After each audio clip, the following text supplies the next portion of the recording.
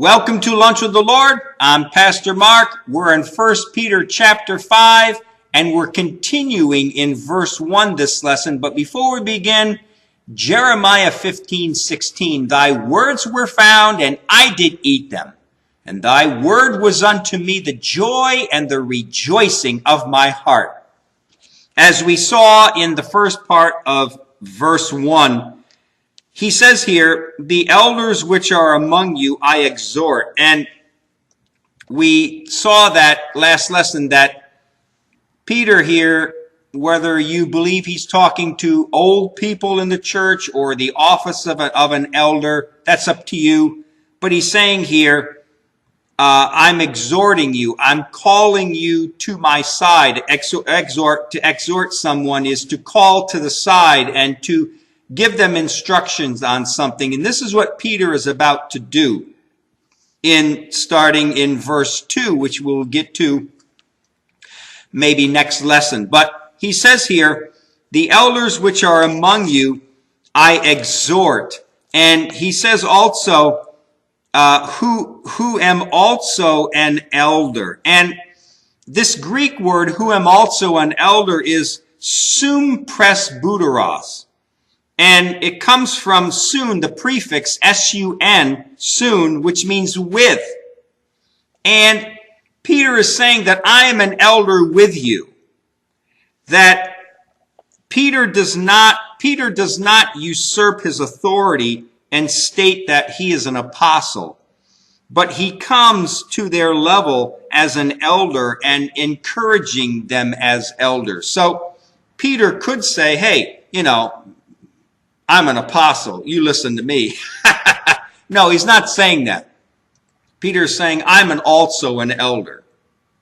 And I think as we read the last part of this verse, you'll see that it's more than likely when he uses the word elder, he's talking about an old person, not necessarily the office of an elder. But he says here, the elders which are among you I exhort, who am also an elder. The old people who are among you, I'm exhorting you and calling you, who am also an old person. I'm an old person, I think Peter, what he's saying here.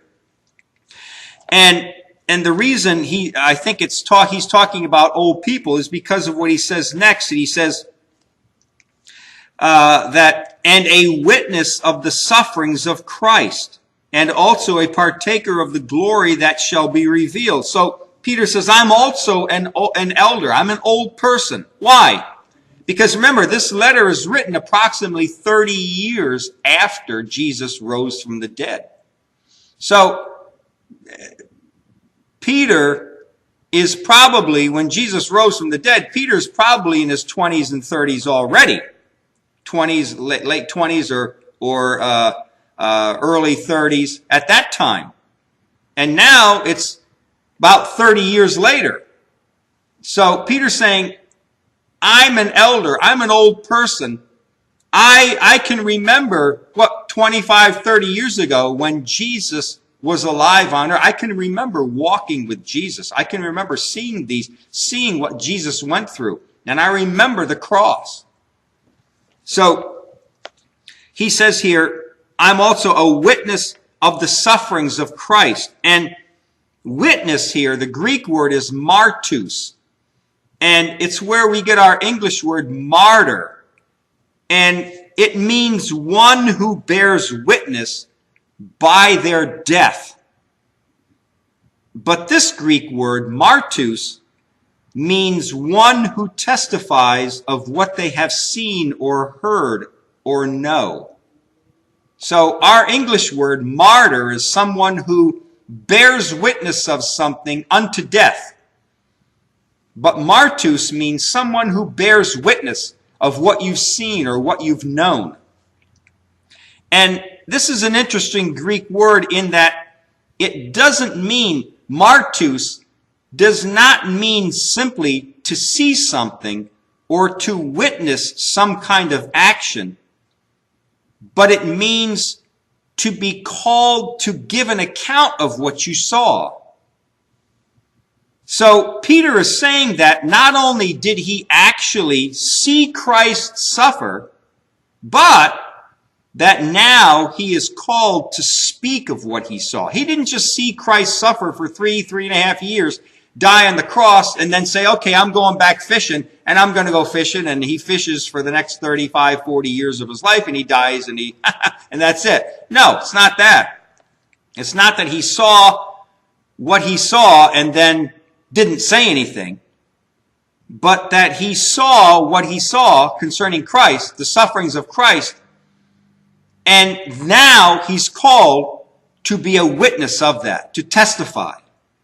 Therefore, since the time that Jesus died and rose from the dead and ascended into heaven, he has been a witness to testify to others of what he saw. And that's what he's been doing since Jesus rose from the dead and since Jesus called him in John 21 to go and testify and to be a testimony of what he saw. In this period of time, he just didn't go home and keep his mouth shut. No, he's been speaking to people of what he saw. And the sufferings of Christ which he saw were the sufferings that he experienced from the Jews during his 3.5 years of ministry, and also of the one final suffering that Jesus experienced on the cross. And Peter is a testimony. He's a MARTUS to the world of what he saw Christ suffer. And he says here, so he says, I exhort, who am also an elder and a witness. He's a witness of the sufferings of Christ, and also a partaker of the glory that shall be revealed. And partaker, the Greek word is koinonos, and it means to have something in common, to be a companion. And it's the same Greek word we see in 2 Corinthians chapter 1, verse 7. And it says, and our hope of you is steadfast, knowing that as you are partakers of the sufferings, so shall ye also be of the consolation. And then in 2 Peter chapter 1 and in verse 4 says, whereby are given unto us exceeding great and precious promises, that by these promises you might be a partaker, a koinonos, a partaker of the divine nature, having escaped the corruption that is in the world through lust. And then in Hebrews chapter 10, verse 32 and 33, but call to remembrance the former days in which, after you were illuminated, ye endured a great fight of afflictions, partly while you were made a gazing stock both by reproaches and afflictions, and partly whilst you became what? Companions, partakers of them that were so used. When God uses you to encourage and exhort other people, do what Peter did. This is First Peter chapter 5, verse 1. Peter's saying, I'm exhorting you elders, you old people, as one who is an old person. And I'm exhorting you as one who saw Christ suffer. I remember, Peter saying, I remember 35 years ago when Jesus Christ suffering. I remember walking with him in Galilee, in Jerusalem, and I remember the times that he was mocked and almost killed, and the Jews hated him, and people were trying to get to. I remember the sufferings that Jesus went through, and I remember the cross. And he's saying, I'm exhorting you, calling you as one who has seen these things, and also a partaker of the glory that shall be revealed. And Peter, as we are also called, like Peter, to encourage and to edify other believers, do what Peter did.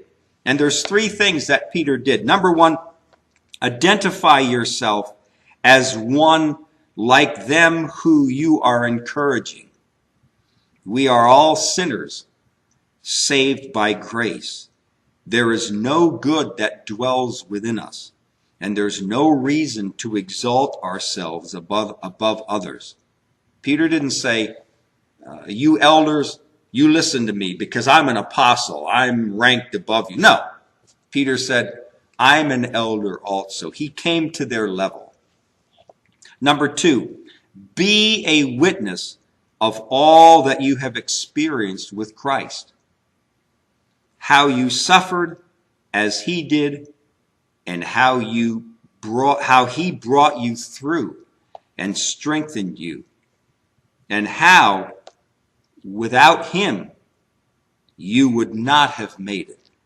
So as God calls you to encourage other believers, maybe you get a phone call, maybe you get a letter, maybe someone at work or whatever confides in you and wants wisdom from you because they know you're a Christian, and they know that you've been with the Lord for a number of years, and they come to you when you are called to be a witness and a testimony to this person and to encourage them.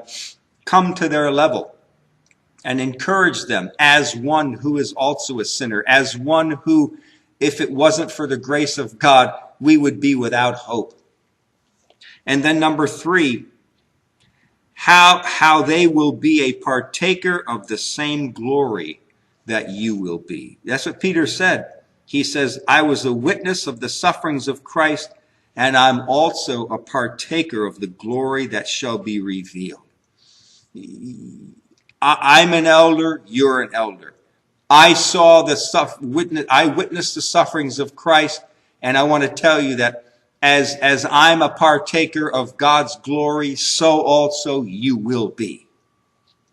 And in 2 Corinthians chapter 4,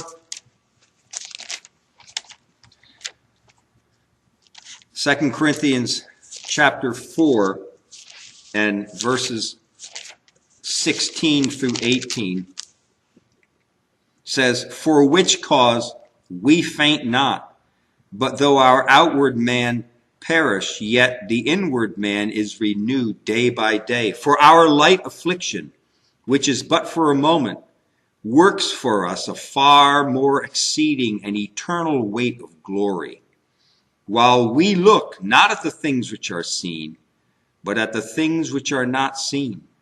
For the things which are seen are temporal, but the things which are not seen are eternal.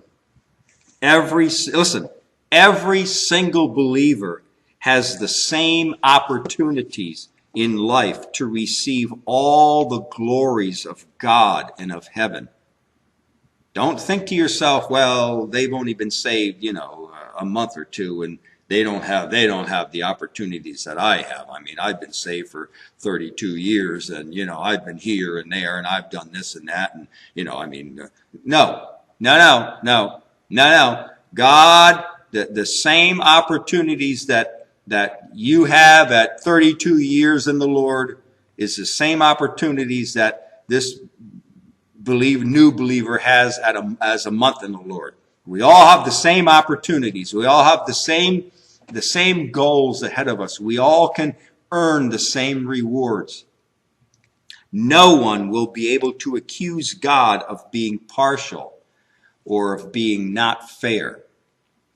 God gives the same opportunities to each person, and he works in their lives, and God blesses. And so we do what Paul does. We we take this as we encourage people, as we talk to people, and as people confide in us, we come to their level and we encourage them and we say, look, I'm a sinner too, but God saved me. And the things, the riches and the things that you see in me, you can have also. And this is what Peter is saying here. He says, the elders which are among you, who am also an elder and a witness of the sufferings of Christ, and also a partaker of the glory that shall be revealed. Peter says, I'm a partaker of the glory that shall be revealed, just like you. We're all have the opportunity to be a partaker, to be a koinonon, to be of the part of the glory and a companion with the glory of God. All right? Until next lesson, walk with the Lord. I know he walks with you.